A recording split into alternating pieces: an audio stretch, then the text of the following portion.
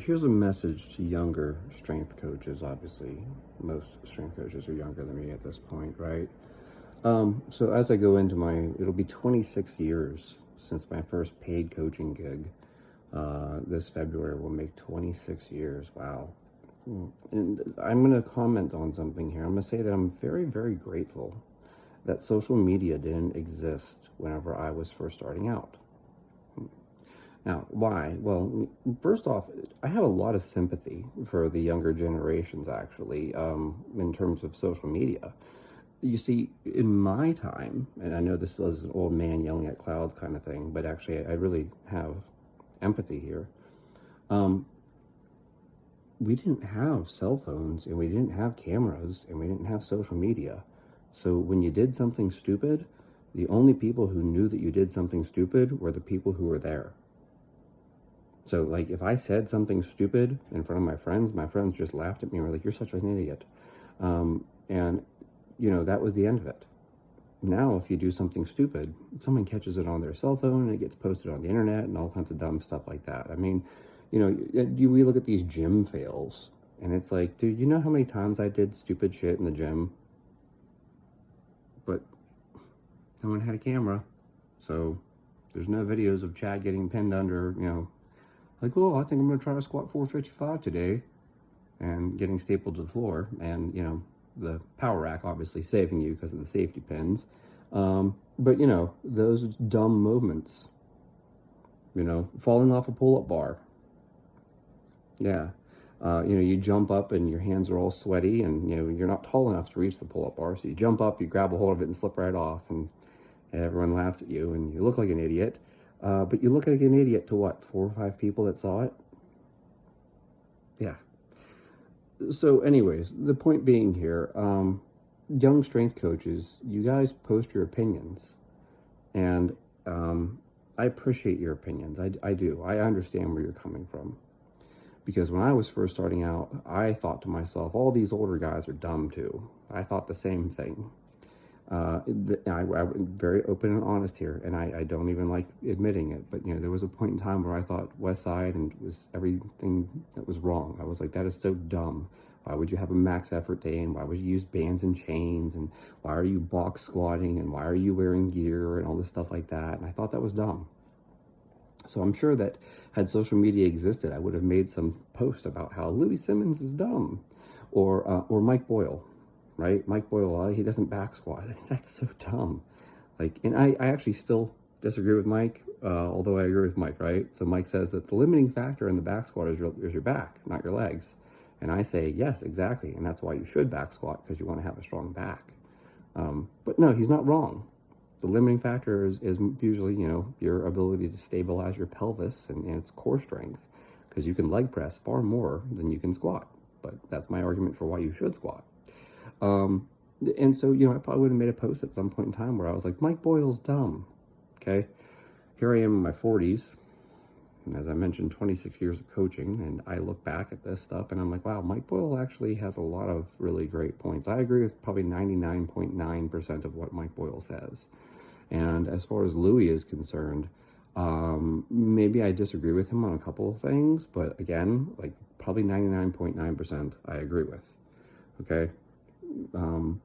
So like when I look at these different things, back whenever I was first starting out, I thought that I knew better than these guys that had been coaching for 20 plus years. And I thought to myself, they're dumb. They don't know what they're doing. I'm better. And in some regards, I was, right? Because as bizarre as this is, I remember a criticism I got once. There was a coach that I interned under, and he said something behind my back, but I heard him say it to someone else. And he said, yeah, well, Chad only cares about getting stronger and making other people stronger. And that's true. That's all I wanted to do. I didn't care about all the other stuff. I just tried to make people stronger. And you want to know the funny thing about that, though? Is that for most of the athletes, even pro athletes, a lot of them aren't they're not gym heroes. They're fucking professional athletes. They're good at football. They're not powerlifters. And so a lot of cases, making people stronger made them better.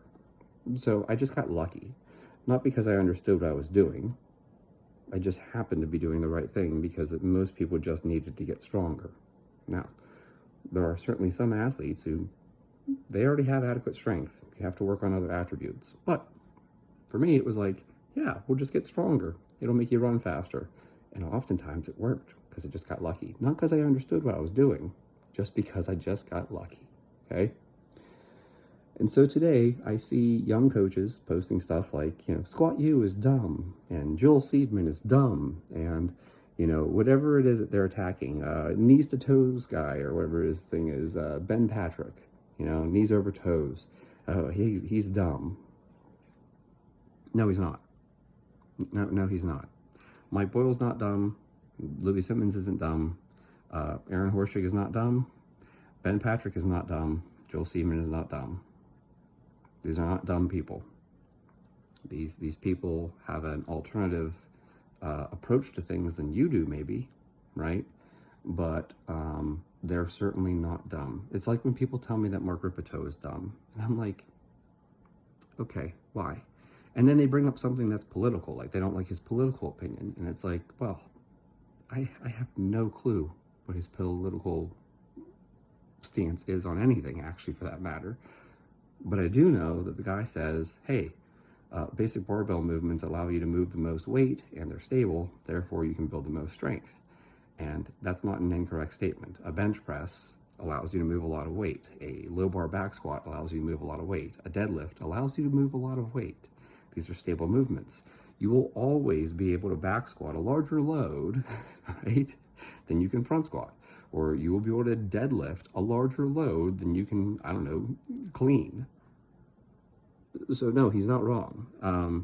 And so these young coaches, you guys are posting stuff on social media saying this coach is dumb, that coach is dumb, this is dumb, whatever is dumb.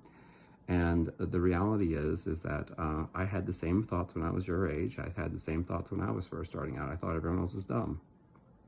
And now I'm like, oh, now that I understand how things work, these people are not dumb at all. I'm dumb because I didn't understand what they were doing, right? And it's like I could explain this in a different way, and I fail to articulate this as many times as I've tried to explain it. If I tried to run Westside, if I walked into Westside and tried to run the conjugate system, it wouldn't work. The reason it worked is because of Louis. His system worked for him as a coach. It's no different than if I walked into the University of Minnesota and tried to run triphasic. It would not go well, but it works because of Cal. Cal knows how to drive this vehicle, right? So it's like if I took you and you've only driven a Camry, and I put you in a Porsche 911 Turbo, you probably aren't going to do too well with that, because if you've ever driven a Porsche, the clutch is really, really sensitive. So you're not going to be a very good driver if I put you into a Porsche. But for someone else who knows how to drive that Porsche, that's a fantastic car. That's an unbelievable high-performance vehicle. So for you, trying to drive triphasic as a vehicle, right? That's like getting into the Porsche. Or you trying to drive, Westside conjugate as a vehicle. It's like for you hopping into a Lamborghini or a Ferrari or any other of these high performance vehicles. If your only experience is driving your mom's minivan and I suddenly put you into a McLaren, you're not going to drive it well. I could give this to you in a different context. If you've only ridden on bikes that are 600cc and you suddenly get onto a bike that's 1000cc, like an R1, you're going to find out real fast that you can't control that thing. Now, don't get me wrong, the R1 is a better bike than an R6 or 600, the YZF 600R is what I had. Yes, the R1 is a bigger, more powerful engine, and it might be too much engine for you. It's a better bike if you know how to ride it. But if you don't know how to ride it, you don't know how to control it, you're probably going to kill yourself on an R1, okay? As you get older and you have more experience, you start realizing why people do the things that they do. And it's not because they're dumb. They may have a different opinion than you. They may have a different approach than you. But it works because of the fact that they found a way to make that work.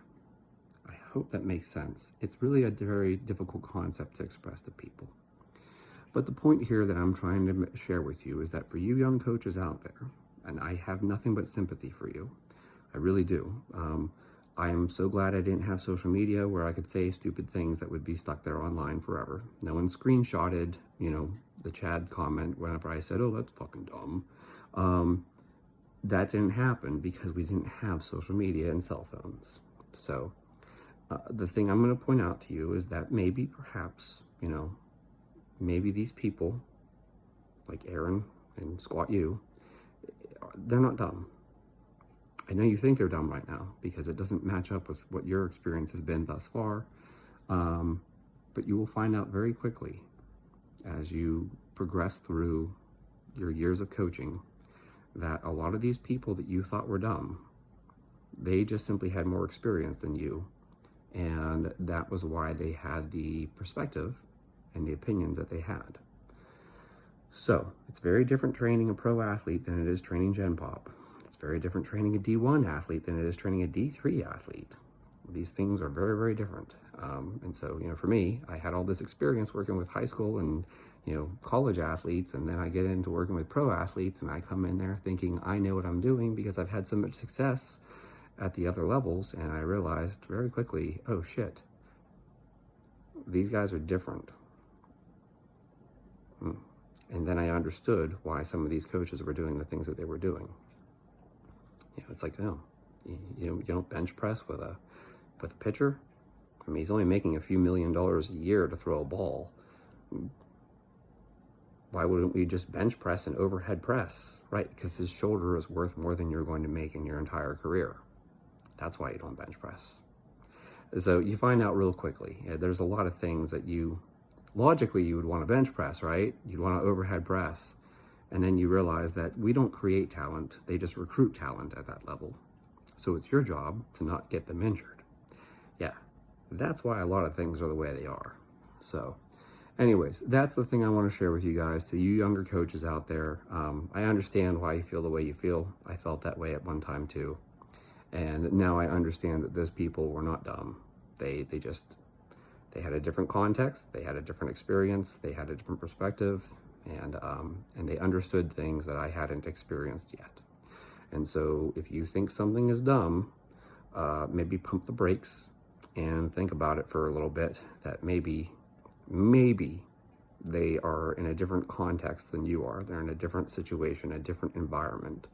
And so that's why they have the opinions or perspectives that they have.